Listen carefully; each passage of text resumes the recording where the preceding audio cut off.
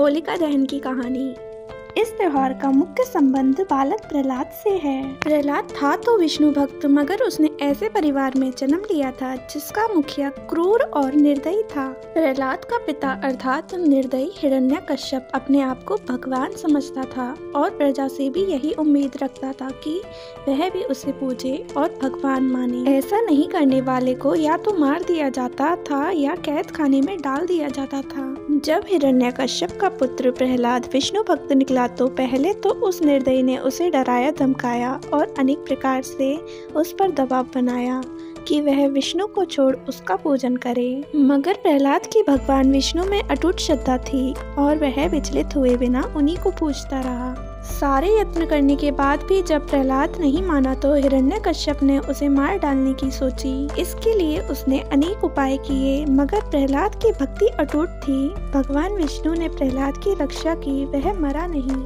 अंत में हिरण्यकश्यप ने अपनी बहन होलिका, जिसे अग्नि में ना जलने का वरदान था, उसने होलिका को बुलाया और प्रहलाद को मारने की योजना बनाई।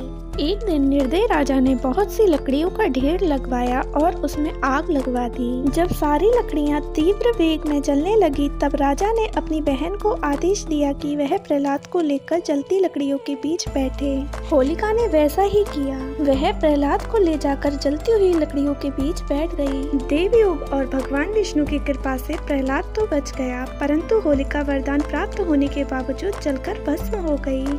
तभी से प्रहलाद की भक्ति और असुरी राक्षसी होलिका की स्मृति में इस त्योहार को मनाते आ रहे हैं।